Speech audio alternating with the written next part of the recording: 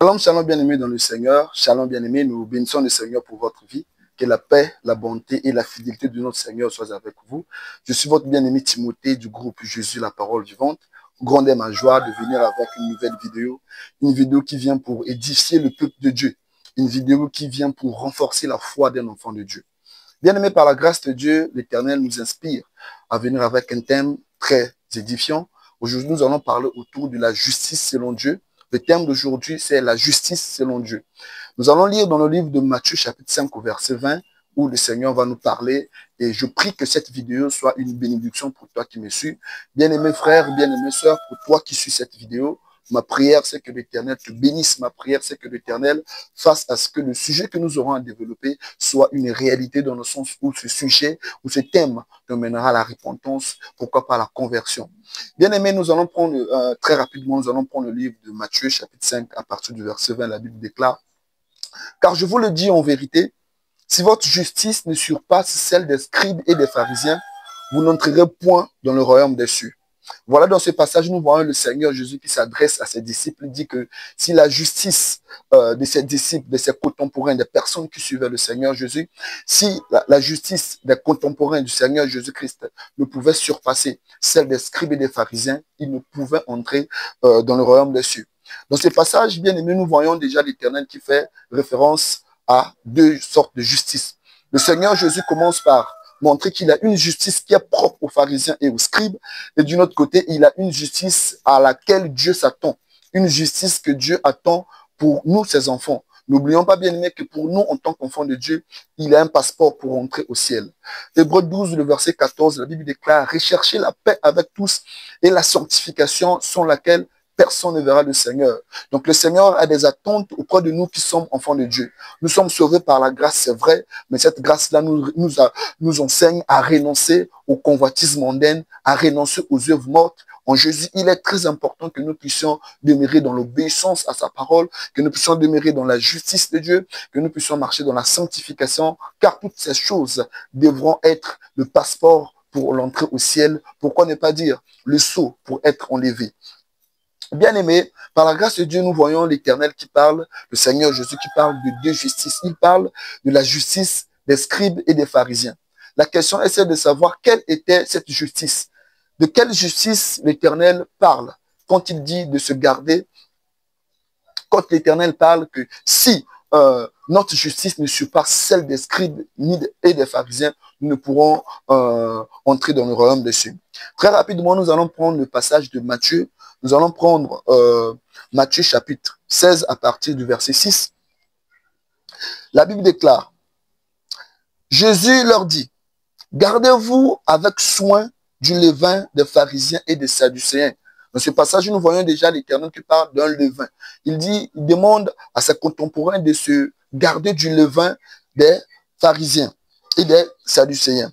Quand nous descendons au verset 12, toujours dans le chapitre 16, nous voyons, il vient expliquer ce qu'il entendait par levain. Il dit, alors il comprit que ce n'était pas du levain ce n'était pas du levain du pain qu'il avait dit de se garder, mais de l'enseignement des pharisiens et des sadducéens. Donc dans ce passage, nous voyons déjà que quand l'Éternel disait de se garder du levain des pharisiens, du levain des sadducéens, il parlait tout simplement de l'enseignement des pharisiens. Les pharisiens et les sadducéens avaient une manière de faire. Ils avaient une manière d'enseigner. Et quand nous allons dans le livre de Jean, dans le livre de Luc, chapitre 12, à partir du premier verset, il devient plus clair, nous comprenons en vrai qu'est-ce que l'Éternel voulait dire, voulait vraiment parler quand il disait du levain des sadducéens et des pharisiens. Luc 12, verset 1, la Bible déclare: sur ces entrefaites, les gens s'étant rassemblés par milliers au point de se fouler les uns les autres, Jésus se mit à dire à ses disciples: avant tout, gardez-vous du levain des pharisiens qui est l'hypocrisie. Gloire à Dieu. Donc nous pouvons déjà comprendre en prenant en compte le livre de Matthieu, chapitre 16, les versets 6 et 12, et le livre de Luc, chapitre 12, à partir du premier verset, nous pouvons tout simplement comprendre que l'enseignement des pharisiens était un enseignement qui tendait vers l'hypocrisie. Parce que quand nous regardons les pharisiens, c'est le genre de personnes qui disent mais ne le font pas. C'est des personnes qui te demanderont, fais ceci, Ce n'est pas bien de faire ceci. Mais ce qu'ils interdisent, c'est ce qu'ils font. Voilà pourquoi l'Éternel dit dans Matthieu 23, à partir du verset 3, il dit ceci: faites donc et observez tout ce qu'ils vous disent, mais n'agissez pas selon leurs œuvres, car ils disent et ne font pas. Donc déjà d'entrée, nous voyons que la justice, selon les pharisiens, c'était le genre de justice qui ne pouvait plaire à Dieu. Parce que les pharisiens, un pharisien ou un sadducéen pouvait te dire: ne dérobe pas, ne commets pas adultère. Mais la même personne qui te dit de ne pas dérober, de ne pas commettre adultère, c'est la même personne qui fera ce qu'il a interdit. Voilà pourquoi, bien aimé, déjà d'entrée, le Seigneur nous emmène à ce que nous puissions être vrais pour ce qui est de sa parole, que nous puissions être vrais avec Dieu. Il est très important que nous puissions être sincères aux yeux de Dieu, parce qu'il n'y a rien de secret, bien aimé, que nous ferons qui restera inaperçu aux yeux de Dieu. L'Éternel voit tout. La Bible déclare que les yeux de l'Éternel sont en tout lieu, observant le bon et le mauvais. Donc, il y a certaines choses que nous, en tant qu'enfants de Dieu, nous ne pouvons garder. Tout ce que nous faisons est à découvert aux yeux de Dieu. Nous ne sommes pas censés suivre les pharisiens. Il n'est pas important, il nous est désavantageux de suivre ce que le pharisien faisait. Nous pouvons être là, critiquer des personnes, nous pouvons critiquer nos frères, nous pouvons critiquer nos sœurs.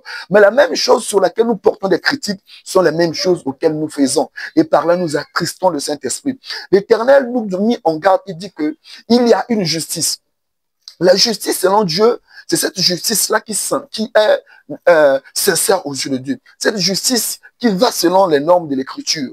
De la même manière que les gens savent que les gens ont une bonne identité, une bonne image de toi, c'est de cette façon que tu dois aussi être derrière les gens. Parce qu'en Jésus, il est très important que nous soyons loin du levain des pharisiens, qui est tout simplement l'hypocrisie. Aujourd'hui, bien aimé, quand nous essayons de regarder l'Église actuelle, nous pouvons remarquer qu'il y a certains points qui vont avec l'hypocrisie.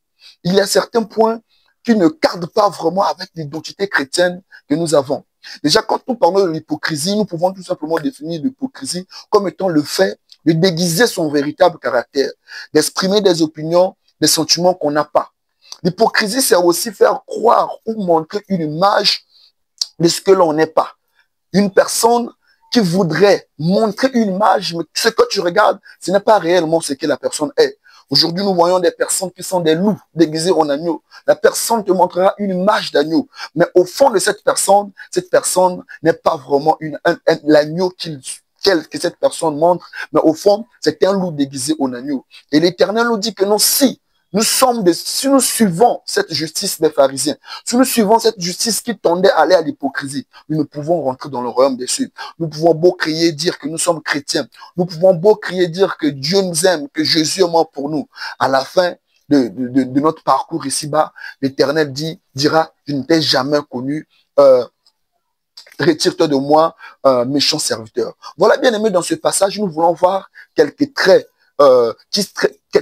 d'hypocrisie dans l'église actuelle. Beaucoup de gens aujourd'hui peuvent dire que non, moi je ne suis pas hypocrite, je suis sincère et clair. Mais il y a certains points à la lumière de la parole de Dieu qui font à ce que nous, enfants de Dieu, que nous puissions encore retrouver dans des points d'hypocrisie. Et dans cette vidéo, bien aimé, l'objectif, ce n'est pas de te condamner, mais l'objectif, c'est que tu puisses comprendre que cette vie-là est mauvaise, à ce que tu puisses revenir à la repentance. Parce que le but de l'évangile, ce n'est pas que les âmes périssent. L'objectif du Seigneur Jésus, quand il parle, quand il prêche, il parle au travers de ses serviteurs. L'objectif, c'est que les âmes viennent à la repentance. L'objectif, c'est que nous puissions nous convertir. Parce qu'il n'y a que la conversion en Jésus. Il n'y a que la repentance. Il n'y a que le salut vrai, dans la sincérité, la justice, la sanctification, qui fera à ce que nous puissions entrer au ciel, qui fera à ce que nous puissions être enlevés. Sans la sanctification, sans la vérité, sans la justice, nous ne pouvons entrer au ciel. Peu importe les miracles que nous aurons fait, nous n'entrerons pas au ciel. Voilà pourquoi dans Matthieu chapitre 7, à partir du verset dans Matthieu chapitre 7, à partir du verset 21, nous voyons le Seigneur dire que non, ce n'est pas tous ceux qui disent Seigneur, Seigneur, qui entreront dans le royaume des cieux. Ce n'est pas tous ceux qui m'appellent Seigneur, Seigneur, qui entreront dans le royaume des cieux. Mais ce sont ceux-là qui font la volonté de Dieu. Le Seigneur dit, il y a de nombreux qui diront, Seigneur, n'avions-nous pas prophétisé en ton nom, n'avions-nous pas chassé les démons en ton nom, n'avions-nous pas opéré des miracles en ton nom. Il leur dira, éloignez-vous de vous, ouvriers d'iniquité, vous qui commettez l'iniquité. Voilà pourquoi, bien aimé, c'est important. Nous avons le titre d'enfant de Dieu, c'est vrai, mais il y a une marche à faire. Il y a des choses à revoir. Il y a une manière de marcher. Si, malgré que nous avons accepté Jésus, nous sommes encore dans cette vie d'hypocrisie, nous sommes encore dans cette vie qui n'honore pas l'Éternel, sachons bien aimé que nous n'aurons pas nous n'aurons pas une part parmi ceux qui auront à vivre ou qui auront à prendre part aux noces de l'agneau. Bien aimé, la question est celle-ci. Quels sont les éléments caractéristiques de l'hypocrisie? Quels sont les éléments qui peuvent faire comprendre que non, X est hypocrite, Y est hypocrite? Dans cette vidéo, bien aimé, en écoutant cette vidéo, tu vas t'examiner. Tu vas regarder si tu es encore hypocrite ou non, bien aimé. Ce thème étant un thème vague, nous ne pouvons donner une liste exhaustive. Nous allons donner des points qui pourront aussi nous faire réveiller. Et je crois, et je bénis le Seigneur, je crois fermement que par la grâce du Seigneur, le Seigneur est capable de parler dans ton cœur pour que tu voies et revoies les points où tu es encore hypocrite. Le premier point, bien aimé, que nous pouvons remarquer de nos jours dans l'église actuelle, qui montre qu'un chrétien ou une chrétienne est hypocrite, c'est quand il s'agit de parler de la haine. Quand nous regardons dans le livre de Matthieu chapitre 5 au verset 2, la Bible dit ceci. Vous avez entendu dire aux anciens, tu ne tueras point. Celui qui tuera mérite d'être puni par les juges. C'est cela qui est dit dans les Écritures. Quand nous regardons dans le livre d'Exode, à partir du 20e chapitre, l'Éternel donne les 10 commandements. Parmi les 10 commandements, il était question que nous, en tant qu'enfants de Dieu, nous ne devons pas tuer. Mais aujourd'hui, il y a beaucoup d'enfants de Dieu qui ne tuent plus physiquement, mais qui tuent au travers de la bouche, qui tuent depuis leur cœur. Tu verras une personne qui te salue, mais dans le cœur, cette personne a une rage contre toi. Tu verras un enfant de Dieu qui parle du bien devant toi, mais derrière toi, cette personne parle du mal de toi. Bien-aimé, cette manière de faire ne doit plus être trouvée parmi les enfants de Dieu. Cette manière est propre à ceux qui ne connaissent pas Christ. Cette manière est propre aux personnes qui sont encore animales. Mais pour nous qui sommes spirituels, mais pour nous qui avons accepté Jésus, il n'est plus nécessaire, il n'est plus acceptable, il n'est plus normal quand nous, en tant qu'enfants de Dieu, nous puissions encore garder en nous garder en nous la haine. Et parlons de la haine. Nous voulons développer ici 3 points très essentiels qui montrent que non, une personne a la haine. Parce que la haine, ce n'est pas seulement le fait de ressentir du remords, c'est ressentir une colère extrême vis-à-vis d'une personne. Il y a des degrés de haine, bien aimé. Quand tu examines très bien, tu te dis que non, cette personne a encore de la haine. Cette personne n'a pas encore de l'amour. Première caractéristique de la haine, et qui va en contre avec l'hypocrisie, c'est tout simplement la haine tend à parler de quelqu'un en mal derrière son dos. Bien aimé, fais très attention quand il t'arrive de parler derrière le dos de quelqu'un, que cette personne s'est bien comportée ou mal comportée. Ça n'est pas bien, bien aimé. Dans le livre de Jacques, chapitre 4, verset 11, la Bible dit ceci. Ne parlez point mal les uns des autres, frères. Bien aimé, nous voyons le Seigneur au travers de la bouche de l'apôtre Jacques, il vient nous dire que il n'est pas important que nous puissions parler mal les uns des autres. Et dans ce passage, notez bien aimé qu'ici, on n'a pas précisé que si un frère s'est mal comporté, vous avez le droit de parler du mal de ce frère-là derrière son dos. Cela n'est pas normal, bien aimé. Parce que quand nous parlons du mal de quelqu'un derrière son dos, ce n'est pas que nous manifestons de l'amour, parlons, nous manifestons de la haine. Parce que la Bible dit que l'amour couvre toutes les fautes. L'amour excuse tout. L'amour pardonne tout. Ton frère peut s'être mal conduit vis-à-vis de toi. Tu peux te sentir à l'aise d'aller voir le frère. Tu peux te sentir à l'aise d'aller essayer de prier pour ce frère. Pourquoi aller parler du mal du frère bien-aimé? Par là, nous péchons, bien-aimé. Même quand nous regardons dans le livre de Jacques 3, au verset 10, la Bible dit, de la même bouche sortent la bénédiction et la malédiction. Il ne faut pas, mes frères, qu'il en soit ainsi.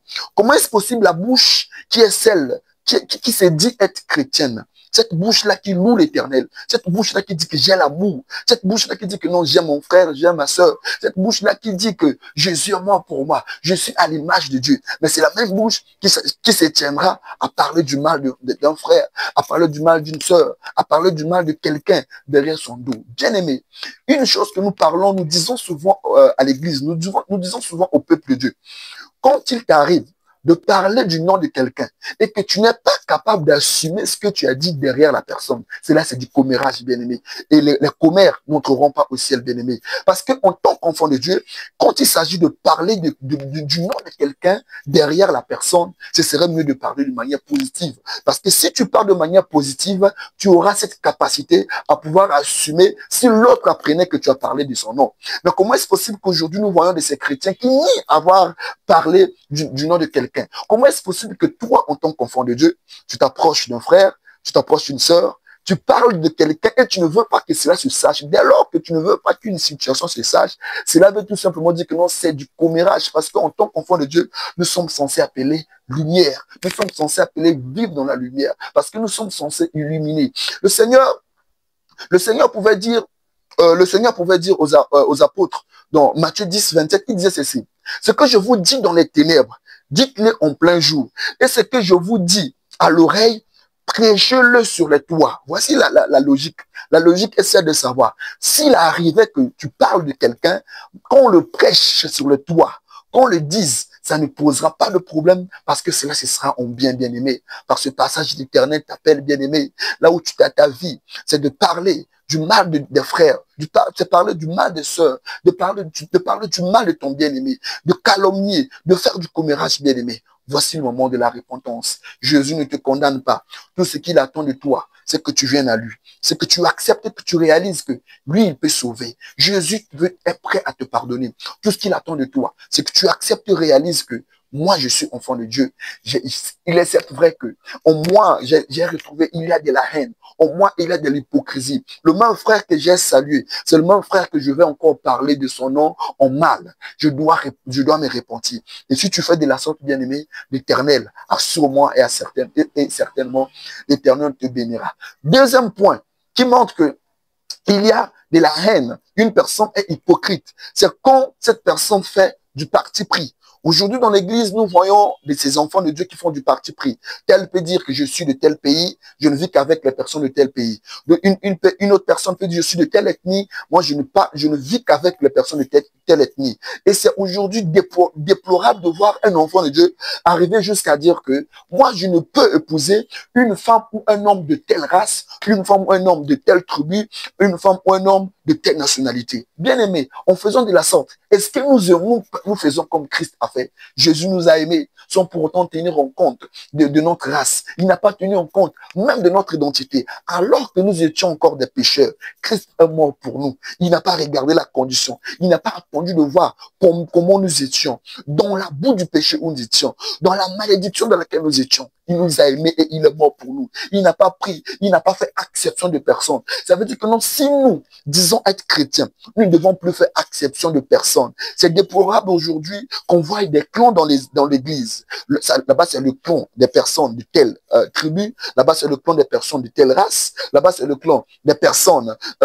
qui savent modérer. Là-bas, c'est le clan des personnes qui savent chanter. Non, bien-aimés, en Jésus, nous sommes censés être un. La Bible dit en Jésus, il n'y a plus de juifs, il n'y a plus de grecs, il n'y a plus de femmes, il n'y a plus d'hommes. Nous sommes tous un en Jésus. Nous sommes tous créés à l'image de Dieu. En tant qu'enfants de Dieu que nous sommes, il n'est plus propre. Il n'est pas vraiment acceptable que nous, en tant qu'enfants de Dieu, que nous ayons des partis pris. Voilà pourquoi dans ces passages, bien-aimés, le message extrême qu'il faut savoir, bien-aimés, c'est que l'hypocrisie, c'est un fait. L'hypocrisie, c'est une des choses qui feront à ce que les enfants de Dieu puissent rater le ciel. Voilà pourquoi, bien-aimé, voici le moment pour toi de te repentir, bien-aimé. Les temps sont finis. Donne ta vie à Jésus, bien-aimé. Les plaisirs de ce monde passeront. Mais qu'en est-il de ton âme, bien-aimé? Sachant qu'il y a un ciel à gagner et il y a un enfer à perdre, bien-aimé. Alors que tu es encore vivant, il a la capacité de te repentir. Tu peux encore te repentir. Parce que si la mort t'arrive dans cette vie-là, bien-aimé, laisse-moi te dire, bien-aimé, il n'y aura pas une porte pour toi, bien-aimé. La repentance, c'est du vivant, bien-aimé. La Bible dit dans le livre de Hébreux, il est réservé à une personne de mourir une seule fois. Après quoi vient le jugement, bien-aimé? Tant que tu es vivant, tu peux encore te repentir. Mais pourquoi ne pas en profiter, bien-aimé, de faire la paix pendant que tu es encore vivant? Jésus, le sang de Jésus, crie pour toi. Le sang de l'agneau crie pour toi. Il t'appelle, dit je t'aime, bien-aimé. Par ce message, bien-aimé, Jésus t'appelle à la repentance. Il veut te sauver. Il t'aime. Tout ce qu'il veut, c'est que tu l'ouvres ton cœur et qu'il te pardonne. Voilà, bien-aimé, par la grâce de Dieu, nous vous bénissons. Nous vous exhortons à nous suivre au travers de nos réseaux sociaux. Nous avons Facebook, Jésus, la parole vivante. Nous avons YouTube, notre chaîne YouTube, Jésus, la parole vivante. Nous avons aussi des groupes WhatsApp d'édification. Pour nous contacter via WhatsApp, vous pouvez nous contacter au travers du numéro de notre numéro WhatsApp officiel, le numéro officiel du groupe Jésus, la parole vivante, qui est le plus 242 06 721 88 55. C'était votre bien-aimé Timothée. Que le Seigneur vous bénisse.